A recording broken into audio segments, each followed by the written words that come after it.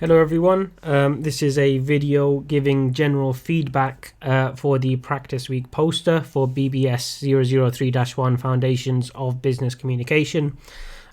Most of the groups should have individualized feedback based on their poster, but I am aware that there have been some issues around group composition, issues with individual group members, as well as email addresses not being entered or being incorrect. So just in case anyone hasn't had an email from me with individualized feedback, this video is going to serve as generalized feedback that will be helpful to everyone across the entire unit. So we are going to divide this into several sections. Sorry, one moment. It is going to be divided into several sections, so we're going to look at 6 sections for feedback, of which the first is company information. So we did have some really good posters, and I do want to stress that this feedback is going to touch upon a number of issues that could be improved, but this doesn't relate to every group, and in fact almost all the groups had some really good aspects or some really positive things to build on. But nonetheless, it never hurts to hear of things to avoid or things to improve on. So company information was one of these sections where some of the groups had some really strong company information sections where they found high quality information and they presented it really well. But some groups did actually tend towards going to some either the company website or some of the links in the information sheet document and simply copied and pasted that company biography or company profile into their posters. Now, this is problematic for a couple of reasons. Firstly, it doesn't provide very good background contextual information. So whether you're producing a poster or you're producing a business report or any kind of academic or professional analysis work, what we don't want to do is just take a company profile from the company website or from some other area and just include it in. It doesn't really place the rest of our analysis in context. Company profiles from corporate websites will be overwhelmingly positive. They're not going to include any negative information, any areas where the company is struggling, any areas where the company is clearly second best or not competitive or doesn't match its largest competitors. So that's the first thing. If we just copy and paste from sources that are going to be overwhelmingly positive, then that doesn't place the correct context that you want for the rest of your work. Secondly, as well, quite a few groups, a surprising number of groups actually, left the tense from the perspective of the company. So wording such as we are or we operate in, or we offer 5,000 solutions or whatever. This is really the wrong mindset to adopt. You're not pretending or adopting the perspective of a company. You are, everyone on this course, on this unit, is an academic. You guys are in your first year of undergraduate study. So we're looking for objectivity. We're looking for you to have a accurate, strong analysis of any given case study or company. We're not looking for you to adopt the perspective of the company speaking to the general public. So that is an important thing to note as well. The language you adopt and the perspective you take should be objective and third party. It should not be first party. You should not be speaking in the first person on behalf of the company or case study you're examining. But like I said, there were other groups that really had good, strong information. So the key thing when it comes to things like company information or any information you get online, it should be filtered through your own understanding. It should be filtered through with other information you found from other sources. That is what would make a good, strong contextual and background section for your report or for a poster or for any other academic work. Right, the next section is SWOT analysis. Now, this was actually one of the strongest parts of almost all of the posters. I'm quite happy that most groups and most students have a strong understanding of the purpose of SWOT. I largely saw an accurate division with strengths and weaknesses being focused on the internal environment and opportunities, and threats being focused on the external environment. There was some confusion in parts around this. So if you're not entirely confident with SWOT, I'd advise you to go and view the support video on SWOT analysis again to see if that helps kind of clear up how to use the tool. But generally speaking, this was a fairly strong section for most posters. There is one point that I would make, and that is just to make sure that when you're using bullet points when you're representing SWOT as a grid, as is the convention, is perfectly fine, but those bullet points should still make some kind of coherent point or sense. There were a couple of times where I saw bullet points with a single word or a single phrase that didn't provide much information or context. So saying that for example, a threat is technological advancements, which is something that I did see. That's not very helpful. The question is, what kind of technical advancements are offering a threat? Is there a specific technical platform which is problematic? Is there something which the company's internal technology use is not sufficient to meet the demand? It leaves all kinds of questions. So bullet points are absolutely fine, but make sure that the bullet points are coherent, that they do make a obvious point, or you've made your point quite clear within your SWOT grid itself. The next section, Pastel, was a little bit weaker for quite a few posters.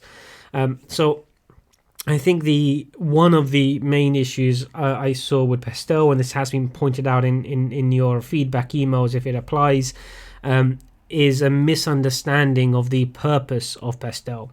So Pastel analysis is a way of identifying relevant factors in the macro external environment, which may be important in how the company or the industry moves forward or adapts or reacts. Is not intended to be understanding how the company acts in those particular areas. So to give two examples of this, one Pastel factor which a lot of people did pick up on was the shift because of COVID-19 to a largely remote or distance learning model for many educational institutions. So that absolutely is a relevant Pastel factor.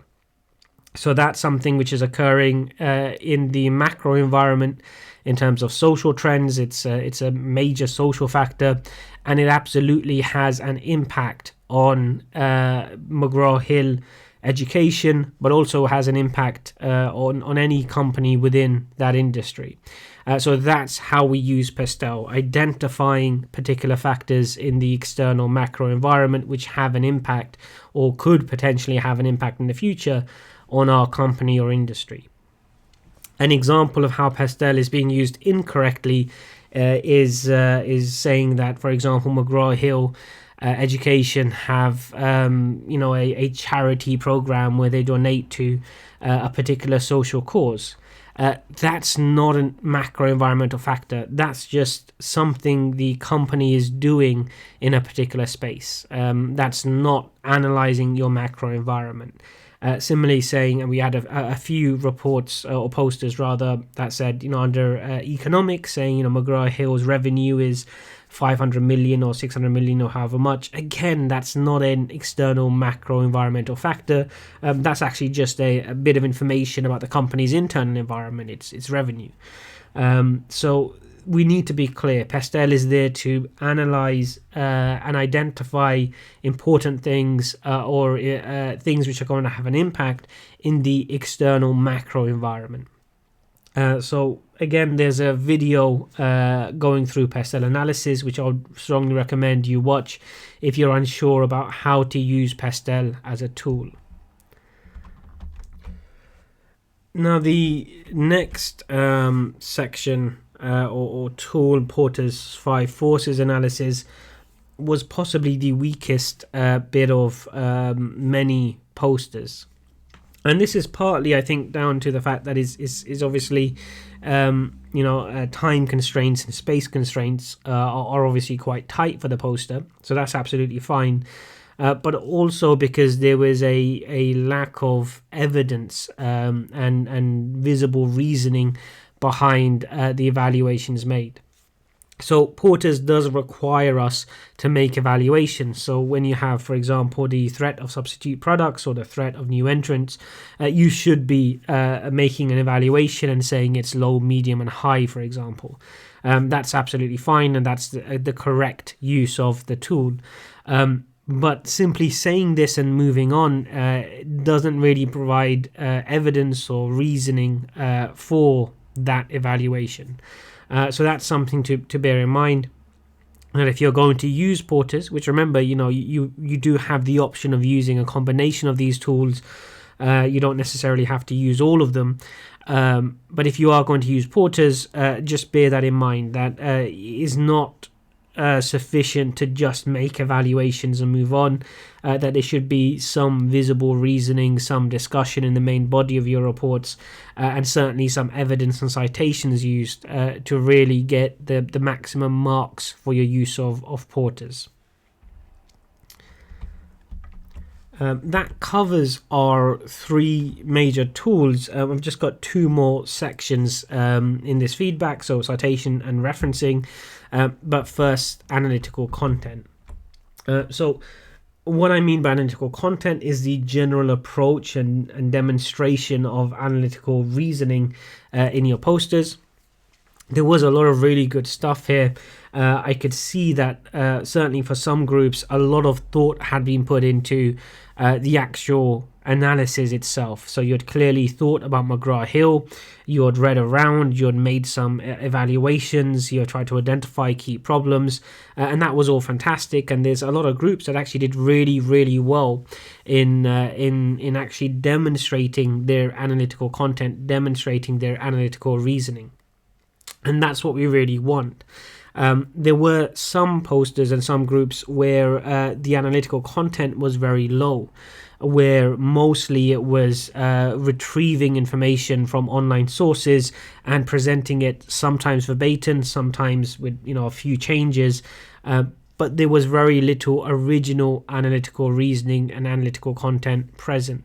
That's something which we want to stay well away from. So the goal in any academic work is to treat information that you find as raw material. So the task in any report, whether it's in your first semester or all the way through to your dissertations in your third year, you're never going to be asked to just retrieve information and place it in an essay or a report. The goal is to use information you find through your research and run it through your own minds, run it through your own understanding, run it through particular tools, theories, or concepts. Understand that bit of information you've retrieved from sources in the context of other information that you've found as well, looking at it in from different perspectives, making evaluations of whether this information is trustworthy, whether it's accurate, whether it's biased. So that's what we really want to see right from the start. Now, obviously, you're going to pick up knowledge and skills as you go through the course, so don't push yourselves to write as if you're writing a journal article right from your first semester, but that should always be the direction you're headed in. That people don't hire business consultants to do an online search for them and give them the results.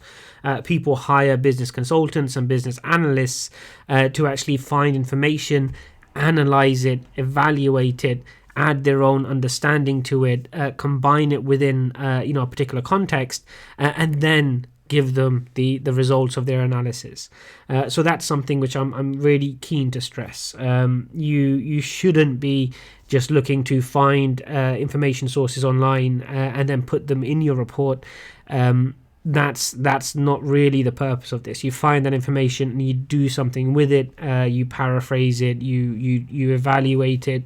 You place it within a context with other information you have found, and then that's your analytical content for your own academic work. When it comes to direct quotations, there was a lot of direct quotations, not always properly referenced. Sometimes it was properly referenced, but not always. And that's something that I do want to flag up as well. So there's nothing wrong with direct quotations in any academic work you submit, but it should be used carefully. So firstly, it should be very clearly marked out through the use of quotation marks and a reference at the end, an in-text citation and a reference list entry, to make it absolutely clear that you're not attempting to claim authorship of this. You're not trying to say this is your work or your words, but it is actually directly quoted from an external source. But also that should make up about maximum 5 to 10% of your total word count. The goal in your academic work from the viewpoint of being a university student is to demonstrate your knowledge and understanding. But if the bulk of your work, or 50% or 60% of your word count, is taking up by direct quotations, then we really don't know if you haven't really adequately demonstrated your own knowledge and understanding. So try and keep the rule of thumb 5 to 10%. If there's a particular sentence or a particular quote from a corporate report or something which is really nicely worded, or makes a point in a really nice, concise way, absolutely, put it directly in, copy and paste it in, put quotation marks around it, put a citation in. That's absolutely fine. But you shouldn't be looking to do that for routine information. That should be reworded. You should process it, analyze it, and reword it, and then include it with a citation. And that brings us to our final section of feedback, which is citation and referencing. Now, this is really like riding a bike, is the best analogy I can make for this. It's a pain in the neck when you're learning to do it. It seems almost impossible as well. The idea of going along on two wheels and not falling on one side or the other side is quite a weird notion when you think about it. Bikes are fairly odd if you stop and think about how they actually work. But once you learn how to ride a bike, that skill is going to be with you forever. It's just going to be second nature. You won't even think about pedaling, or you won't even think about balancing. You're thinking about whatever else you're thinking about. The bike riding just comes naturally. Referencing is just the same. So it's worth sinking that effort in at the start of your course, because then it will just become second nature and is far less of a headache. There were some really, really good reports that had good in-text citations and had good reference lists. And then there were some reports that didn't really do either. However, I keep saying reports, I mean posters. However, a lot of posters fell in between, where there was a reference list at the end or near the bottom, but there were no in-text citations. So I do want to also flag up that you need both of these elements. The reference list should contain a properly formatted reference, so the reader knows exactly where that information came from. And if it's a website, you also want the address so they can access it themselves, as well as a date accessed, because remember, websites can change over time. So you want to make it clear when the website was accessed, and that will go at the end of your report or the bottom of your poster, or whatever other type of work you're submitting, and that should be in alphabetical order. However, you also need in-text citations to make it clear which bits of information in your report have come from external sources, also to provide support and evidence for particular points. So if you've made a really strong point in your report, it really is to your benefit to demonstrate that there is strong evidence and research and reading behind your point. So you should have in-text citations as well. The in-text citation with Harvard is just usually last name of the author or the institutional name along with the year. And if it's a direct quote or directly from a particular page, then the page number as well. So there's lots of resources there to help you guys with referencing and citation. You have at the library website, which is lrweb.beds.ac.uk. You'll have a PDF and an interactive referencing guides. We in the business school used a Harvard UOB referencing system. But you also have PAD, where you can have interactive live sessions as well. So you can actually, unfortunately, we don't have in-person sessions at the moment because of the pandemic, but there are live sessions running via PAD that you can again go to lrweb.beds.ac.uk and inquire about joining a live session for referencing. So please do make use of those resources. It is like just riding a bike. Once you learn and you wrap your mind around it and you practice a few times, it's something that you're not going to be bothered much by for the rest of your time at university. Okay, brilliant. Hopefully that's been of some use. Like I said, a lot of the reports really had good information. They presented good, strong analytical points, and I was quite pleased. Particularly with some that really presented a synthesis of information. They drew together different bits of information and made some really insightful original points. But all of the posters really had, something positive to build on, and that is something to remember. You guys are at the start of your semester, your first year at university, so we do want to keep moving forward. There's some strong positives there. You build on them, you keep improving, and you keep moving forward. Brilliant. Take care, all.